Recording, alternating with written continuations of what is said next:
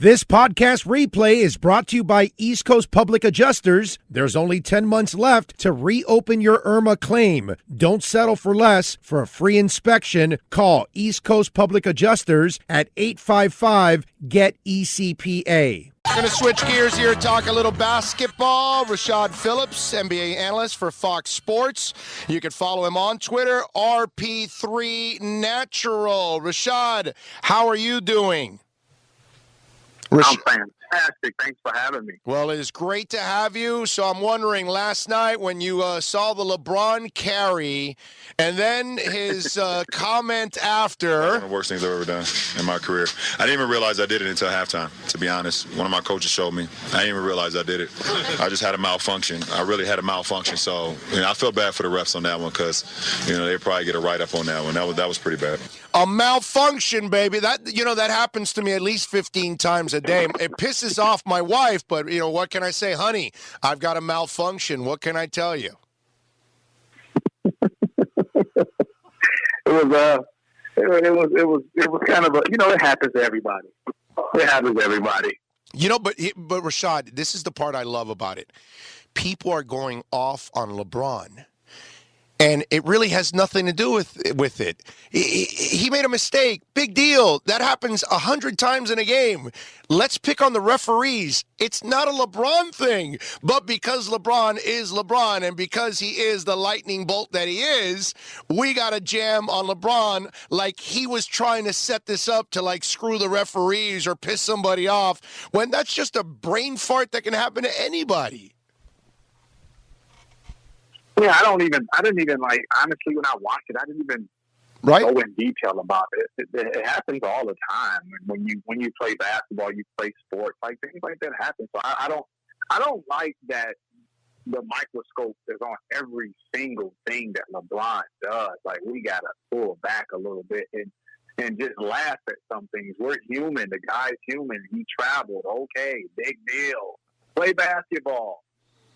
James Harden travels 87 times in a game, and we're going to worry about LeBron James. And it's the part that look, I get it. LeBron sometimes does, bring on some attention he should and all that. But in this case, you just got to pick on 3 referees that are on the court and not one of them saw it. I mean, that's the.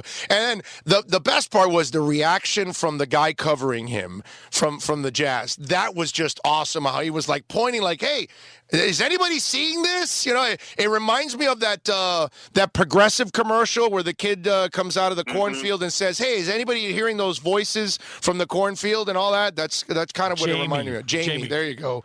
That annoying kid from Progressive. Oh, Rashad. It's crazy. All right, so you tell me, my man, we are in Miami. They're 15-6. I would imagine Rashad Phillips in the preseason said the Miami Heat will be 15-6 through their first 21 games, right? You were right on it. Yeah, I was on the Miami Heat from the beginning. I actually put out my rankings of most improved player or breakout player of the year, and at my number 1 spot, it was Bam Adebayo. Just because what he brings to the table, and obviously you got Jimmy Butler, who's an all-around great player. Tyler Herro has been a terrific rookie, but Kendrick Nunn, a kid that I've covered in college, I knew what he was going to bring to the Miami organization. So it's just a team that has a lot of great storylines. They all are running parallel. They play well together. But the MVP of that team is Bam Adebayo. No question about it. Yeah, Bam has been that was a question for us, Rashad, is we knew Jimmy Butler was going to be Jimmy Butler. Who was going to be the Robin? Would it be Bam? Would it be Winslow? It was hard to put expectations on Tyler or Kendrick, any of those young guys, because that's just not fair. Whatever you get from those young guys, it's almost like gravy. But you needed one of those 2 guys to step up. And, man, Bam has been an absolute monster. Man, I think he has a chance to be Defensive Player of the Year. He's not getting enough credit for how he's playing on both sides of the ball. He's such a versatile defender. He can guard 1 through 5. He's strong. He has great lateral speed. He's a terrific athlete. And not only that, when you look on the flip side of things, offensively is where he's had his biggest improvement. He's been able to put the ball on the floor and get to the basket. He's a terrific passer. He doesn't get any credit for that. And all around, just a terrific piece to what Miami has. And again, he gets my vote right now. I know a lot of people are saying Anthony Davis should be Defensive Player of the Year, but I think a lot of that has to do because he's with the Lakers and everybody wants the Lakers to do this. But my vote is Bam Adebayo right now. If the season ended today, Bam will be the Defensive Player of the Year in my book. Yeah, and AD hasn't even played the whole season yet. So it's Bam's played every game, actually. So that's the other thing I would give Bam a little bit of an edge. But as you well mentioned, he is in L.A., he's with the Lakers, so he's going to get a lot more pub than the Miami Heat. But here's the thing that's been interesting now, Rashad. In a quick time, in a month, Miami has already gained that respect around the league. People now are looking at that team and they're not going, this is not a fluke. This is not one of those teams that they're just lucky by, like the 31-10 a couple years ago with a whole bunch of, journeymen. That was kind of flukish and just a great job by Spo. This team now is young and legit. Yeah, you got to give credit to Coach Spo. I believe that he's been overlooked as I think he's one of the better coaches in the league. I think he's a top 5 coach in the NBA right now. And I think he's been that for quite some time. When you look back at his record when he had, Dwayne Wade and that so-called quote-unquote super team, I don't think he got enough credit for his ability to not just coach that team, but to manage those egos and kind of push that team in the right direction to ultimately win the championship. But when the cupboard went so-called bare, when those guys kind of left and he had to start over with a new crop of players, he still maintained a competitive team that he's put on the court. He's been able to coach guys up. Players love playing for him. He has a terrific understanding of the game. He's a people person. He's a player's coach. And what they're doing right now is a reflection of how terrific Coach Spo is as a communicator. Yeah, no, I'm with you there. Rashad Phillips, by the way, NBA analyst for Fox Sports. Follow him on Twitter at RP3Natural. You said you covered Kendrick Nunn. Right now, he's in a 5-game funk, not shooting very well after that incredible start for him and obviously an incredible preseason and summer league and all of that. So is this an aberration, the funk that he's in? Tell us a little bit about Kendrick, whether you've seen the good and the struggles. Yeah. Well, I mean, obviously, this is a long season. This is 82 games, so you're going to have stretches where you don't play well. But I wouldn't necessarily say he's not playing well. He's not shooting well. Right. But he's still one of the tops in steals. He's doing a terrific job of rotating on the defensive side of the ball. So these are the things that the box scores don't show. And when I watch the Miami Heat, his rotations are perfect. He's playing terrific defense. He's still getting deflections. None of those things go in the box score. So when you look at Kendrick Nunn, he does more than just put the ball in the basket. Obviously, when he's doing that, he's exciting to watch. But he's a fine-tuned player.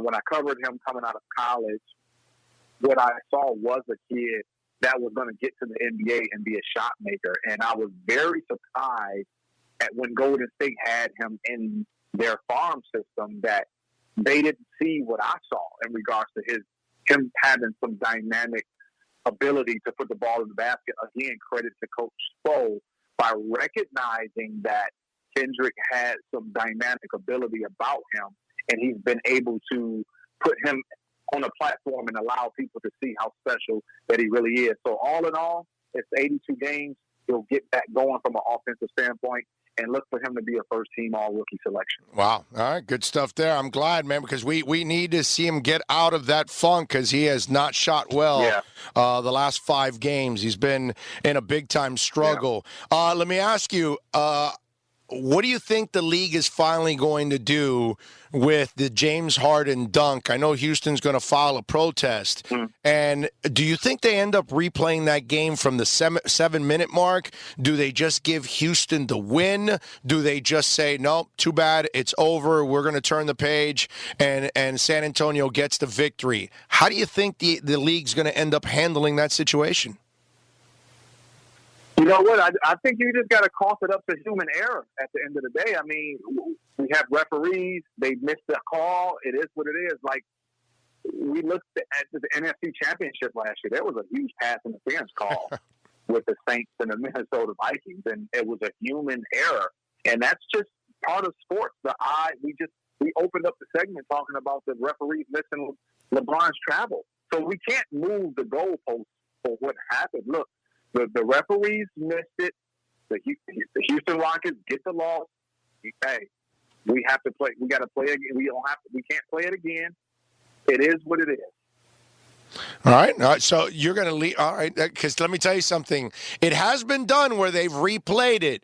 But can you imagine the ramifications from all of that? Vegas, fantasy fans, everything else. It's like there's so much tied to it. I was just thinking about that because if you start to replay it from that 7-minute mark, and we have a local tie to it because that night, Lonnie Walker had a great night. The former kid. He's in his He had 28 points. He had 19 points in the fourth quarter.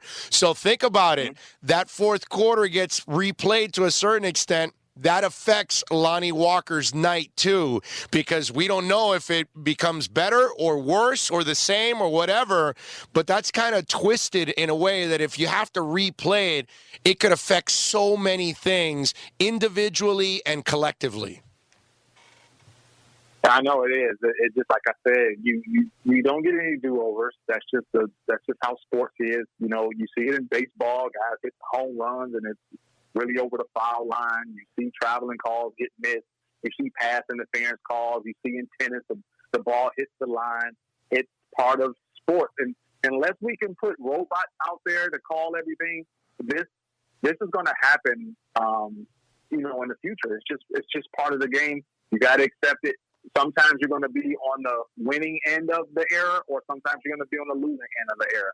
Tough luck. Everybody's okay. We'll live. Right now, Rashad, when you start looking at, and it's way early or whatever, but just looking at the top teams in each conference, the biggest surprise so far has to be the Miami Heat, right? That's the one that kind of stands out. Who's the next one out of the teams that are in the playoffs right now, the top 16 in the East and the West and the East, and which is the other team to you that's a surprise outside of Miami on how high they are? Man, you know what? I'm really surprised at the Dallas Mavericks, to be honest with you guys. I didn't think that Dallas would be this good, this fast, as far as a team. Obviously, Luka's playing at an MVP level, but, what the other guys around him are doing, continuing to do, they don't get enough credit. The bench is terrific. The pickup of Steph Curry, Tim Hardaway Jr. is playing well. Rick Carlisle's back to coaching like a Hall of Famer like he is. So I'm really surprised at how the Dallas Mavericks has been able to – I've watched them handle the Lakers. I've watched them beat Denver. They got some quality wins. And they're a team that's going to – they're going to be scary to play against come playoff time. I'm with you, Rashad. Now, the one thing that you said about surprise is I think we're also surprised that Luka is playing at an MVP level. Like, we all knew the kid can ball because we saw it last year. Right. But who the hell's going to think that in a second year, this guy's going to take over and put LeBron-like numbers up, okay? Because that's what he's doing. Yeah. He's playing like LeBron, and that's – nobody's LeBron, dude. That's the cyborg.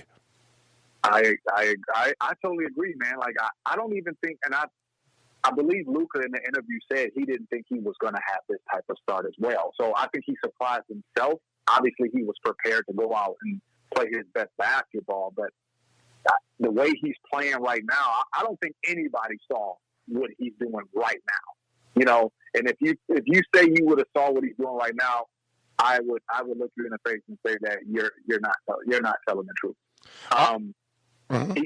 He has a chance to be MVP. If he continues to play like this, if he can keep this going for 65 more games, like, he has a chance to be the MVP of the league.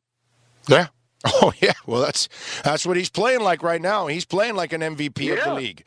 All right, so let me ask. Take nothing from him. So let me ask you something. Speaking of MVPs, the Western Conference at the top, LeBron could be going for an MVP. Kawhi Leonard could be going for an MVP. Right now, the Lakers are 3 games ahead of the Clippers at 19-3. Clippers are 16-6. I still think the Clippers are the best team in the league and will be when it's all said and done. How are you looking at it right now? I agree with you.